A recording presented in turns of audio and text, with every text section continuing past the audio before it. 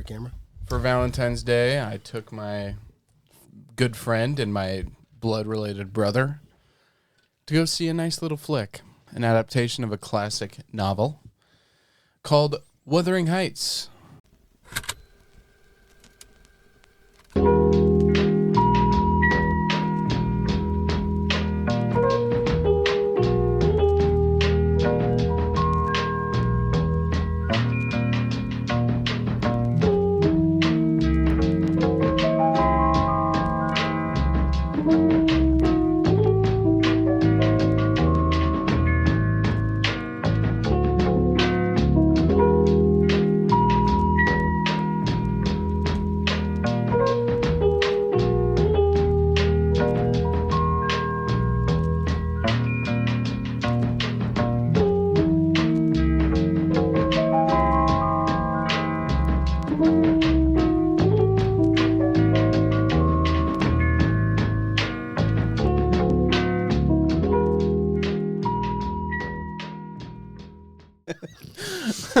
Directed by Emerald Fennell, starring Margot Robbie, Jacob Elordi, and a curious cast of characters. And if you see us three and you think we're skinny, we know. You don't have to tell us. Yeah, let's just start with some general thoughts. I have a lot more that I want to discuss surrounding the movie, but Luke, what do you think? Thought it was great. Mm-hmm. I don't watch romances a lot. Mm-hmm. And it was a nice refresh and a really good, it wasn't fast paced, but for me, it kind of flew. Mm-hmm. It was really good. It was sitting in the theater. Nothing better than that. Sipping on Pip. Sipping on Pip. Sipping on Diet Pip. Mr. Pibb. Of course, you don't have to tell it. It was a really good romance. I don't remember the last time I saw one. After watching this film, it makes me want to read the novel. Mm-hmm. Yeah, the novel by Charlotte Bronte. Nope. Emily. It's Emily. I thought it It's was Emily. Charlotte. There is a Charlotte Bronte. Yeah, Charlotte Bronte wrote Jane Eyre. Single, by the way. What were your thoughts, Dylan? By the way, he's read the book. He has read the book. I wasn't going to mention it. Yeah, you were, man. But I did read the book, went into it, and I was kind of scared because I kind of had big expectations. Kind of scared because he didn't like women. He was scared of them. He doesn't like women directors. Or women pastors. He's not even denying it. He can't even say no. No, I like them all. All right. Even if they're bad, I like. Yeah, it doesn't matter. I spent my time trying to convince Luke that it was going to be good, and I hadn't convinced myself. I thought it was kind of just awesome. I was like kind of swept up into the vibe. That probably a lot of that credit goes to Linus. Is that his name? Linus Sandgren, cinematographer. Yeah. I thought both of our leads did really well. Margot Robbie was actually really funny. I found like all the jokes landed for me, and I just loved it. I don't know. I can't really pinpoint what exactly about it. I know things that I liked, but the whole thing, it kind of just like Luke said, it felt really short. It kind of flew by for me, and I was just like there in the English moors or whatever they're called. Dude, and you brought the book with you to the theater. But yeah, those are my general thoughts. Seth? I liked it. I didn't love it, but I liked it enough. I thought the acting was good, and I thought cinematography was just something else. The lighting that Mr. Sandgren does, it's a work of art. There were some shots in here that I was just like, dude, what is happening? What am I looking at? Red. The red. Yes, the red. There's a red part. I was telling him before this. Towards the end, yeah. There's a shot that's outdoors, and there's like a fog on the ground that's like golden, lit golden, and then there's green grass below that, and then there's like gray fog. I'm just like, what? I don't even know how you get all that to show up. You're an expert. Yeah. You're an expert. Oh, Linus or me? Both. Why would it be you, man? Thank you. I thought for the most part the direction was pretty good. But I think for me this did not fly by at all, actually. The last 45 minutes I was kind of I was like emotionally checked out, but I was like mentally wanting to know what happened, but towards the middle I was like I'm hyped. I'm like, this is awesome. Like I'm invested emotionally. And then the last 45, I was just like, okay, I'm just watching. I'm not like feeling, I'm just like watching this happen. I liked it. I'm glad I didn't read the book. I liked it enough, but it just lost the steam at the end, but still thought it was pretty good. Did you guys like it more? Wait, no, Luke hasn't seen it. Saltburn. Yeah, more than Saltburn. I like this more than Saltburn, and I like Saltburn like enough. I think as time has gone on, I've kind of maybe liked it a little less and less. But I'm not one of those people that's like Saltburn is the worst fucking movie of all time. Yeah, but I'm not like Saltburn's the best movie of all time. I think it's fine. Yeah. I think I like this more than Saltburn. Yeah. Oh yeah. This is I think this is way better than Saltburn. Yeah, I agree. You should watch it though. It is good. Saltburn. Rating? 10. Whoa. I gave it a 10 coming out of the theater. I was hyped. Maybe if I watch it again, I'm kind of scared to watch it again because I don't know if I'll like it as much. And I want to read the book. So maybe a rewatch is due after I read it. Yeah. And I would. I think I definitely on a rewatch it would go down for me. But there was something about it that I was just so hyped, and I was like, "This is so awesome." Yeah, so like a 7. Okay. 7 out of 10. lucky number 7. Lucky number 7. Spoilers. Woo! Lights on. For spoilers. Do you think anyone knows, like any random person that watches? I think they're the only 3 people on the planet that know about this inside joke are sitting in this room. What video was that? Did it even come out? I think it did. It definitely did because we forgot to turn the light on. We were idiots.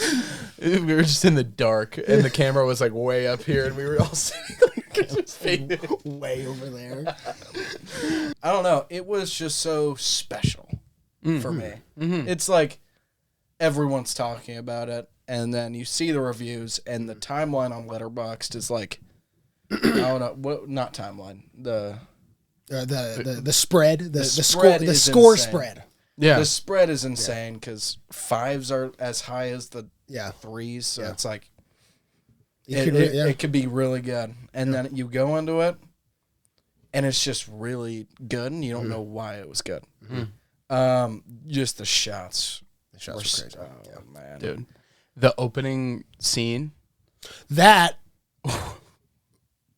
I got full body chills because I thought that guy was like he was getting. I thought he was getting like, top or something. Yeah, something like that. I started laughing, and then it cut to a man being hanged, and I was like, "Oh." I think it was kind of cool because you're expecting from what you've seen from Emerald Canal, that it's going to be like open the movie with something shocking and raunchy, but it was a guy. It was shocking. I mean, they did dive into that aspect of it, but I thought like the being like there was people in that crowd like being turned on by what was being shown, by a man being hanged. Yeah, and they do kind of go into that, but I kind of wish they would have explored that idea a little more, because that really got me. I was like, okay, I'm in. Yeah, I'm in. It was like a disturbing opening scene where it's like horrifying, and then people, like you said, are getting like turned on, aroused, and like celebrating, and it was like really uncomfortable. And then the score comes in. Is that in the book? Like, is there a scene like that in the book? Nope. Where? So okay. Well, I mean, like technically, that's Liverpool, where Earnshaw goes and gets Heathcliff and like brings him home. Okay.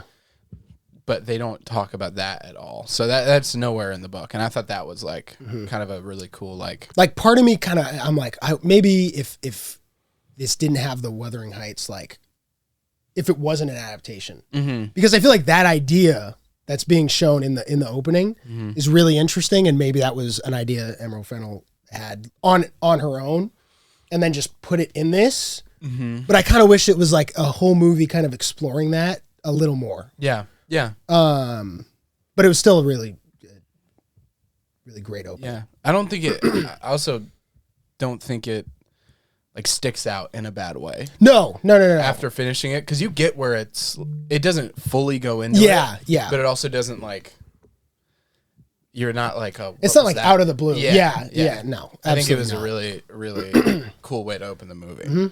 And I got full body chills. Yes. The title drop was so cool. The stop motion hair, which we just found out was real. Which we just find out was real. Which we just finding out. It's real. Which we finding out now. Nope. We're finding now. Reporting now. That was real. Like Seth said, the first half of this movie is really awesome. There's like energy, there's tension, there's I was feeling everything and I was just like, this rocks. I got emotional. Yeah. At Yes. points. Like yes. even though the two people are terrible to each other and everyone else, like you still get like super emotional. Like they make you get it a little bit, but yeah, after that they just kind of, there's some things that they kind of have to get to. Yeah. And they have to have like this lull in order for it to build to the ending. So I get it, but yeah, they were cooking with gas. When he pulls back up. Oh yeah. In the fog, the silhouette, I looked over at Grayson and I went, and then you pull in and you see his haircut and you see the gold tooth. It like you see it from so far away. Yeah. It like shines. It's insane. I went, I seriously, like I was like, that's awesome. Yeah. That he looked so cool. He looked really good. The whole movie, really. Yeah. But yeah. I didn't like the beard. I just did not like the beard on him. Okay. And so when it came off and you got to see his face, I was like, yeah, we're locked in, dude. Yeah. This is awesome. He also looked massive. He looked humongous. I'm sure they built the sets to like make him look huge. He's a brooding man. Yeah, but he just looked like huge, and he just like took up so much space in the frame. Yeah. And like he acted very well. I think. Like, I thought he did good. I don't know how they did it with the camera, but like you're just like following her, and then all of a sudden he just like it's like he just spawned in. Yeah. You know what I mean? I was like, this is awesome. Yeah. I think where it started to lose me was when, like I said, have not read the book. So I assumed that all the depraved stuff and the fucked up stuff was Emerald Fennell and her things. But in fact, from what I've heard, is that it gets way worse in the book what they do to each other. Am I right? Yeah. And what they do to other They're people. like physically and mentally abusive. Yes. In the book. That was the stuff that I did not enjoy. I think that Oh. I understand. Like what? Like when he keeps Isabella as a dog. I'm Okay, like, what? Like, because I was really enjoying when they were sweet. It was like sweet and tender. And like, yes, she's cheating on her husband with him. Like, yeah, that's fine. I mean, it's not fine, but like, I think I can forgive. Like, I can still be like connected to this and like be like, oh, this is like sweet and cute and awesome and I love this. But once they were just like trying to fuck each other over, and like, I understand that's the point. I understand. I think that's where emotionally I checked out, and I still wanted to see what happened. But you don't you don't really care for them to. No, I didn't want them to. I was just like that. No, they gotta go. Like they need to go for everyone else's sake. Yeah. In this situation. Yeah. They need to go. Yeah. I get it. Maybe could do with a little more adaptation than, or like a interpretation, because that's like lightly pulling some of the stuff that happens from the book. Yeah. And in the book, you don't really care about either of them. Like you hate both of them. But in this, it kind of sets them up for you to like them and then tears them down, which is interesting. Yeah. You know what actually got me fired up? What? In a weird way, but I was like, this is kind of crazy. Remember? Okay. So the guy brings the one of the servant girls into the barn. Oh, yeah. Oh, yeah. And they start doing BDSM stuff. That is nowhere in the book. But I was like, okay, interesting. Heathcliff like grabs Catherine. Yeah, that was insane. And it was like, whoa. That got me fired up. And then it was like, and then that was it. And then when you see her like get her husband to like do it, I was like, she knows what she's doing sometimes. You know what I mean? Yeah. She's cooking in the chair. What chair? The director's chair. The cuck chair. Yeah, there were moments like that where I was like, this is like, and like the power plays that they do when it, you know, the Isabella thing, I was like, I just felt so bad for her. Like conflicted. Like it was like kind of hype, but then I was just like, this just feels not, I don't like watching this. And I'm not usually like a stickler at like Eyes Wide Shut. That review never came out, but love that movie. Yeah. But for some reason, I don't know, like it just didn't work in this for me. I've seen so many people before the movie came out saying, hold on. First of all, Heathcliff should have been a person of color cast as Heathcliff. End of story. The scene at the beginning when Catherine goes up to him when he's under the bed and like gets him out. And, and then brings him down to her family to like thank her dad for how nice he is for bringing her a friend and all this. And then like for some reason everyone like hates him still. You know what I mean? Yeah. Just like you're just like, what? Why? But if he was like not of white, a different race, it would have made perfect sense. Why? Maybe I can rephrase. Maybe it would have made total sense. No, you wouldn't have. Would have made perfect sense. I would have understood. I would have understood where they're coming from. No, but it would have. You know, it's a little weird because you're like, why do they hate him? It feels like it should. I didn't even like think about that. Now that you're pointing that out, it does not work. Yeah, that does not work. Yeah, and obviously Heathcliff is not white in the book. They don't specify what, but yeah, I was like, it just doesn't work as well. That she like can't be with him because he's just a different class. Yeah, but like, why can't I don't know? Yeah, and it just like kind of doesn't work as well, and they completely dropped the ball on that. That's not what I'm talking about. People rating this movie before it comes out. Yeah, that's stupid. Low because this is just like a fan fiction version of Wuthering Heights. I don't understand why people can't make adaptations the way they want to. Yeah. She got the green light to do it. Yep. She did it her way. Why is now the movie horrible? You know what I mean? Yeah. And it's different. What you're talking about is different from being like critical of the movie. Yeah. What he's talking about is people, like you said, like rating the movie before it's out. Yeah. Don't go see this movie. It's like it's disrespectful to Emily Bronte. Emily Bronte is rolling over in her grave. Emily Bronte died of tuberculosis, and this is the worst thing that's ever happened to her. Can we all calm down? Yeah, that's really stupid. This is insane. She made a movie. It's not going to hurt you. She did her whole press tour talking about, oh, this is my version. Yeah. Like explicitly stating this is not going to be the book. And it's not. Yeah. But I just like, I don't know. I don't see why that's such a crime. Where the movie is focused on the romance, which many argue doesn't even exist in the book. The book goes into these like more complex issues and stuff like that. So I get why people are like disappointed. But there's like 5 versions of this. Yeah, already. Go watch a different one. Go read the book. Yeah.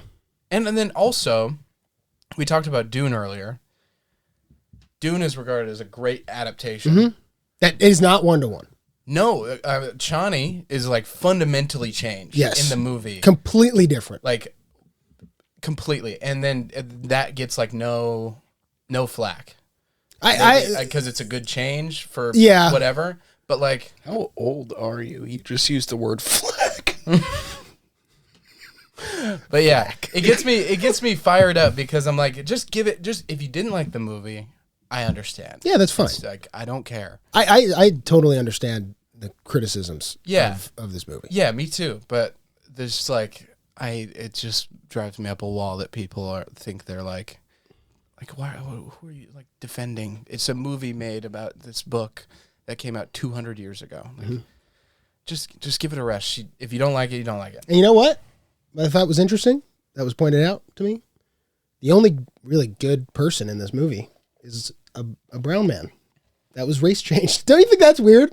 Wait, Linton is white in the book, and they race swapped him to be an Indian dude, I think, a Middle Eastern guy. Kenzie leaned over and was like, "Why is he more brown than Heathcliff?" Yeah, and I was like, "All right, well, he's the best guy in this movie." Yeah.